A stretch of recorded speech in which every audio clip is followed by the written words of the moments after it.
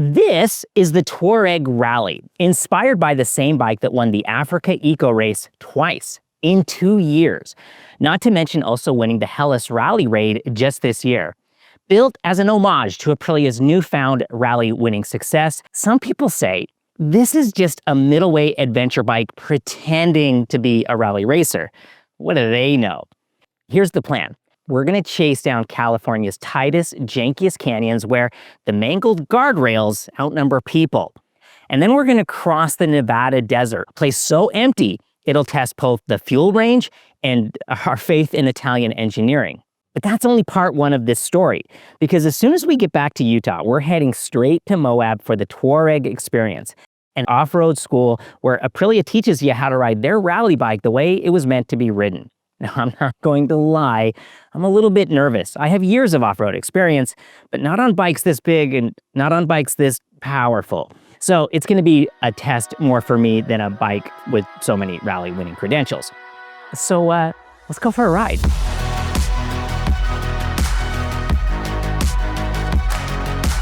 The plan started off like all great adventures with me in over my head. I picked up the bike and immediately started working my way up Highway 1. My planned route would start with a ride up the coast until Oxnard, being sure to hit as many famous LA motorcycle roads as I could before pointing east and making my way into the Sierra Nevada mountains, where I'd hoped to see some giant sequoia trees.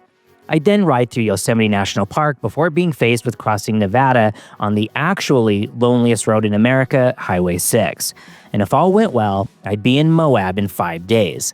I figured I'd get a few miles in, find my rhythm, and maybe stop for a late lunch at the world-famous Neptune's Nest.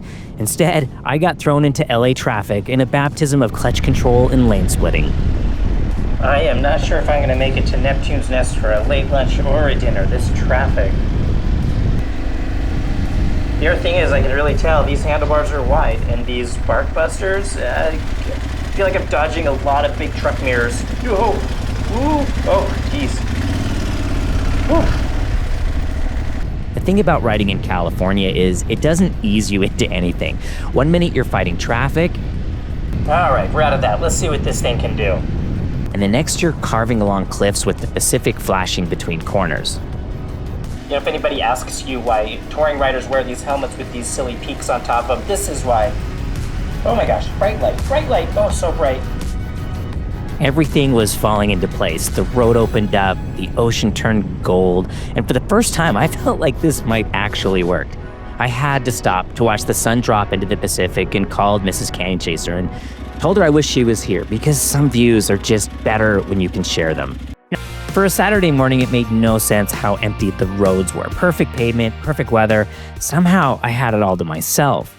Corner after corner, the Tuareg just danced through it, light and easy, the kind of ride that makes you forget about time.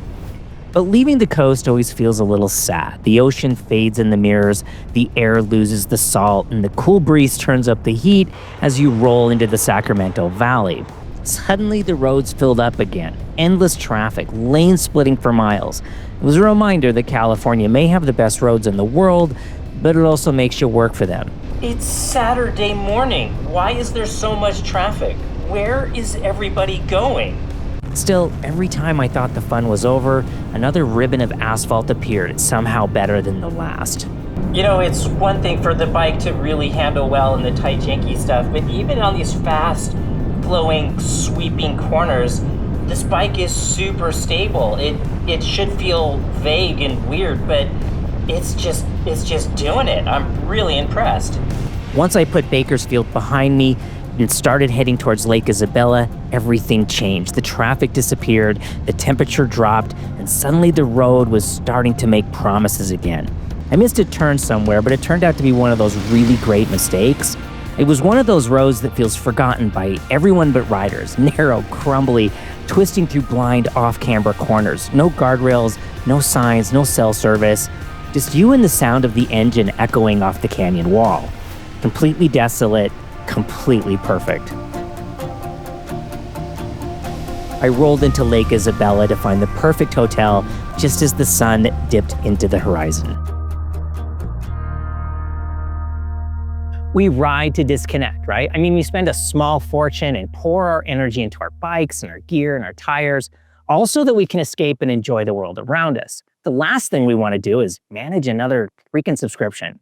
It's exhausting and ends up being insanely expensive. I mean, we spend all this money on our motorcycles. They're our babies. So why would we rent our security? That's why I was excited to work with today's sponsor, CyzApp. It's a real-time GPS tracker made for motorcycles. And the best part, no contracts, no key fobs, no batteries, no key fob batteries, and absolutely no subscriptions. You buy it once and you're done. It's simple to install, it hooks straight to the battery, and it's easy to move from bike to bike. You can set a geofence around your garage so it won't alert you every time you move it. And it even tells you when your battery's getting low, before it ruins your day. It tracks every ride and every route and every stat, and then I can export that as a GPX file. I mean, I try really hard to only work with companies that offer real value, and CyzApp does exactly that.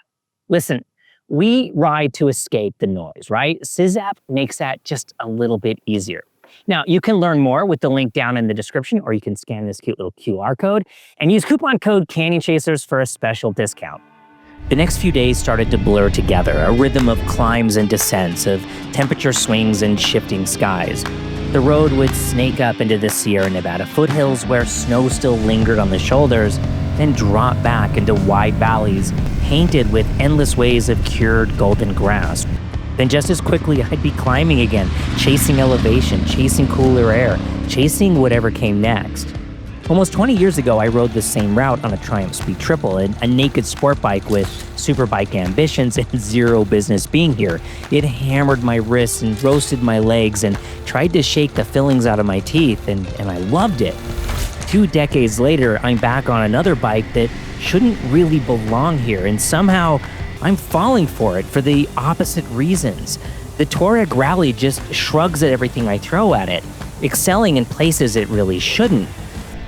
Oh man, the last time I came through here, it felt like freaking Rivendell. It was this tunnel through the trees there, you could barely see the sky, but man, now look at it.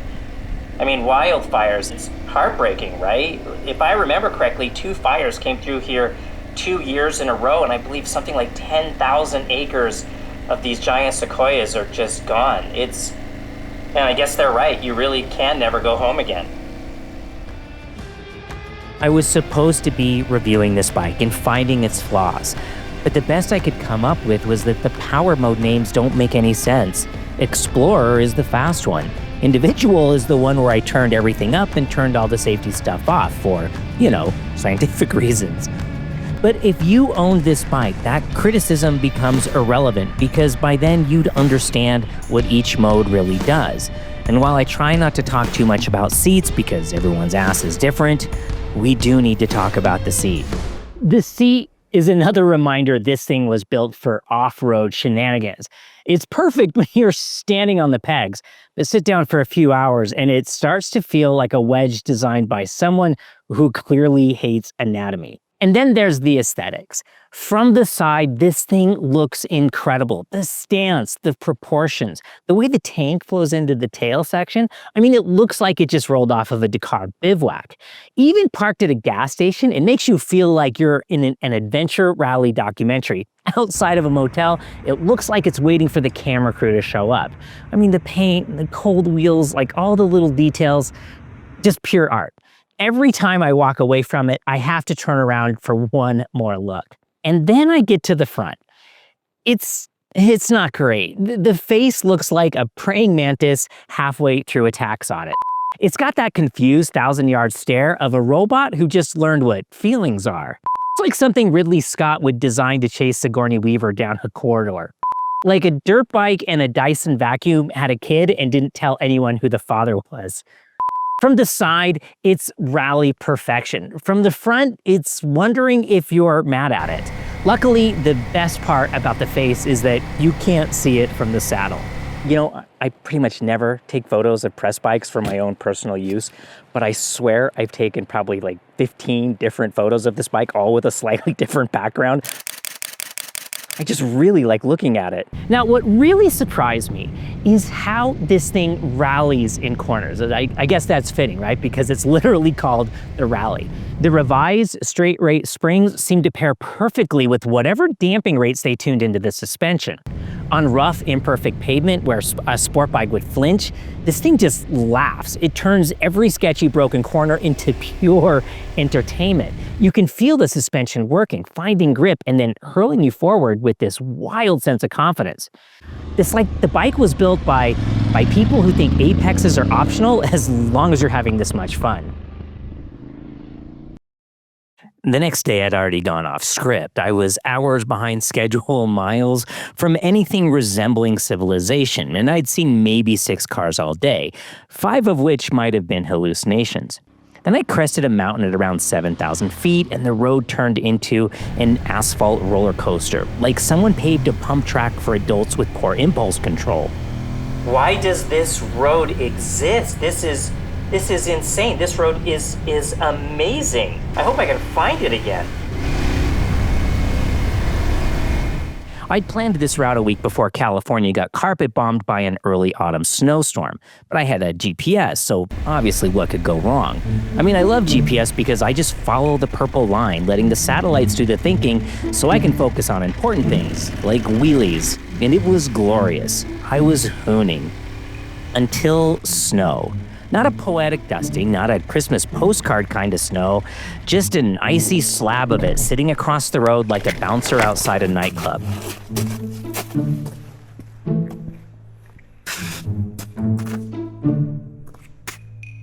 I stopped and walked out and poked at it and thought, yeah, I can do this. What's a little bit of snow? Let's see if we can get across it. And they could. Then there was another one. And another one. I don't know how many of these I should try to cross before I give up. And that's when I realized I had a problem. I'm just not really sure what to do. Gas is 15 miles ahead of me, or 50 miles behind me, and I don't have much fuel to work with. So basically, go forward, possibly get stuck and freeze to death, or go back and possibly run out of gas and freeze to death. Adventure is out there! So I turned around and dropped into full panic economy mode. Well, I guess now we get to see exactly how efficient we can make this motor. Clutch in, coasting downhill like a dad trying to stretch a tank of gas until payday. Every descent was a silent prayer, and every uphill a negotiation. And when I finally rolled into that gas station, I squeezed 4.9 gallons into a tank that Aprilia says holds 4.75. So let's talk about the elephant in the room, Aprilia's dealer network. This isn't just me giving a guesstimated opinion. I personally deal with this. I own an Aprilia RSV4, and I live in a state without a single Aprilia dealer, which sounds like the start of a tragic story, but honestly, it hasn't been an issue. Parts are easy to get because AF1 Racing, no affiliation, is basically a one-stop Aprilia supermarket. I've also relied a lot on GP Cycles in San Diego. They've been amazing. And between the two, they usually have everything, and it's usually on my doorstep in a couple of days. And my local community is ridiculously strong. I'm in a group chat with other Aprilia owners nearby. We share parts and we help with repairs and occasionally enable each other into buying more bikes. Now, my personal Aprilia isn't exactly living a cushy life. It lives on the racetrack and spends its life bouncing off the rev limiter in searing heat, and it's been absolutely bulletproof. Nothing's failed. So while the lack of a nearby dealer sounds scary on paper, it's been a total non-issue in reality. The only thing that really grinds my gears is the service light. You can't reset it yourself. And most dealers charge for the reset, like a whole hour of labor, which is absurd. If you're going to make me visit the dealer just to turn off a light, it needs to be free.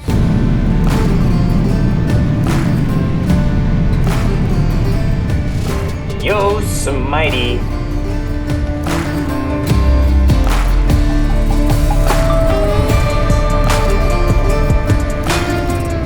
Oh my gosh, look at that. These colors.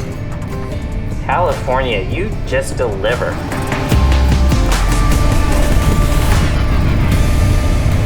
So yeah, the dealer network could be a little bit better, but if Aprilia engines can survive life at redline on a racetrack, they're probably not losing any sleep over a little sand and sunshine in the desert.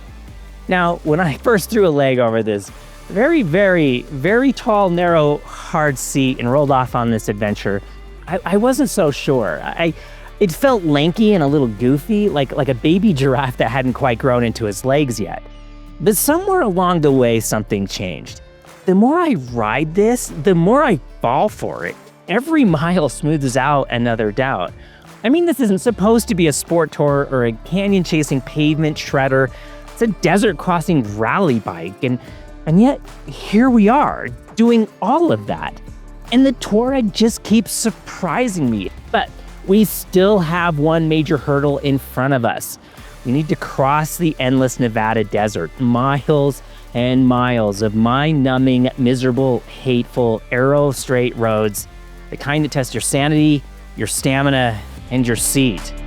Will this thing be the end of me? Or will it win me over once and for all?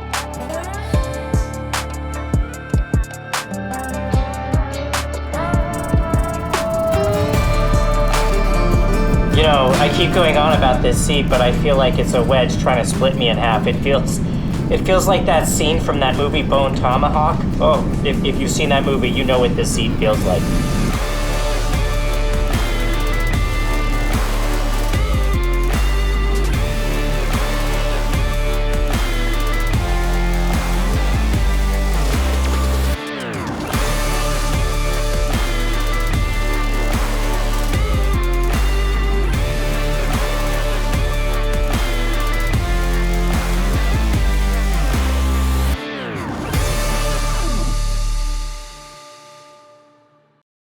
After crossing the Nevada desert, the endless scrub gave way to the incredible red buttes and otherworldly landscapes of southern Utah, Moab.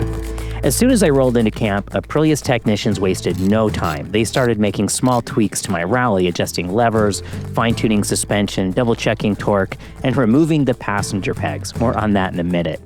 All to prepare it for the next few days of riding that would, I quickly realized, be a lot more serious than I expected. The cadre of instructors was impressive, veterans of multiple rallies, including several who had finished the Paris-Dakar. They had that unmistakable air of quiet competence that only comes from knowing you've completed one of the world's most infamous desert riding challenge. Instruction and hospitality were handled by Belize, an Italian outfit that clearly knows how to blend espresso with enduro. The first morning started with about 45 minutes of pre-ride instruction, balance, clutch control, and what have you, and then we headed to the first training area. But to get there, we had to cross a stretch of what I can only describe as the nastiest, slickest mud I've ever seen. It made my snowy ice crossing from earlier in the trip seem like a simple warm-up lap. By the time we made it through, my beautifully clean Tuareg was covered in what looked like a gallon of Swiss Miss hot chocolate. It broke my heart a little, but then again, that's sort of the point, isn't it? You don't come to Moab to stay clean. The first drills were pretty basic, but as the morning wore on, the exercises escalated quickly, and before long, they were sending us through obstacles that would have given me pause on a 250, let alone on a full-grown Tuareg. Deep sand, off-camber climbs, loose rock descents, the kind of stuff that makes you second-guess every tire pressure decision you've ever made. Yet the Tuareg just shrugged it off, almost smug about it. You could tell this was the terrain it had been built for. Each exercise built on the one before it, stacking skills like a slow burn boss battle. And when we finally left the training ground behind, every route grew a little tougher, a little wilder, and a lot more fun as the days wore on. And then there was the landscape. Moab isn't just beautiful, it's unbelievable. Towering red cliffs, twisted canyons, and trails that look like they were designed by someone with a grudge against traction. The contrast between the deep blue sky and the blood-red earth makes every frame of footage look like a movie poster. I've been here 1,000 times. I've done these routes on 4x4s, crawled them on smaller dirt bikes. Moab's basically my backyard. But doing it on the Tuareg made it feel new again. The way it carried speed across open desert, then calmly chugged up near vertical grades was hilarious. It shouldn't be this capable, and yet, there it was, pulling off the kind of moves that made me laugh inside my helmet. Sure, the most technical sections demanded respect. The Tuareg's size mean you can't just toss it around like a 250. But when it gets momentum, it bulldozes through creeks and loose climbs with this unstoppable big kid energy. It's like the difference between dancing and moshing. Both fun, just one's louder and heavier. And now we've reached the end of this most epic of all bike reviews, which means it's time to talk about what I didn't like, or at least what could be improved. Now, first, I have bruises on the back of my legs that look like I've been attacked by a garden gnome with anger issues. And the culprit? Well, the passenger pegs. Now, this might just be me because I'm desperately trying to get my 30-inch legs to reach the ground from a 36-inch seat height. But still, I'd remove them. I'd never take a passenger on this thing anyway. Then there's the seat. It's perfect for dirt bike applications, but crossing Nevada, it felt like I was sitting on a loaf of granite. Now the windscreen, it does buffet a bit above 80 miles an hour, but I can't be too harsh about that. I chase canyons, not freeway horizons. Besides, anything above 80 on this bike and you're probably trying to outrun your own bad decisions. Okay, but now for the good stuff. The bike's off-road ability far exceeds mine, and I absolutely love that about it. It makes me want to improve. But what really floors me is how good it is at everything I've thrown at it. I shouldn't be surprised, I suppose. I mean, mix in a bit of MotoGP DNA with a dash of African Rally DNA, and apparently you get a motorcycle that's practically unstoppable. Now, when I asked the instructors at the Tuareg experience, you know, the actual Dakar veterans who can wheelie across the desert while updating their GPS, they told me something really simple. They said, bikes with big suspension travel and smooth linear power let you go longer, further, and tackle bigger adventures. And it turns out they are absolutely right. Now look, it's no secret that I'm not exactly a Dakar contender. My off-road skill set sits somewhere between mildly adventurous and please don't fall over in front of the camera. Yet somehow this bike makes me look far more competent than I deserve. The moment it starts rolling, it seems to almost balance itself. You can stand on the pegs almost immediately, and it feels like the bike's reading the terrain before I do. It climbs steps and drops into ditches and crosses rivers and slogs through mud and pops out the other side like it's barely noticed my clumsy inputs. Everything about it, the suspension, the wheels, the geometry, they all work together so fluidly that you start thinking, yeah, maybe I actually could do that next section. It's a bike you can grow with, one that quietly teaches you as you ride. I mean, you don't outgrow it, you grow into it. Now, with most bikes I review, I'm thinking about who they're for and how well they hit the brief, whether they deliver what they promise. But the Tuareg Rally hit me a little bit differently. This isn't the kind of bike I thought I'd fall for. It's tall, it's serious, it's built for places I rarely go. And yet, now I can't stop thinking about it.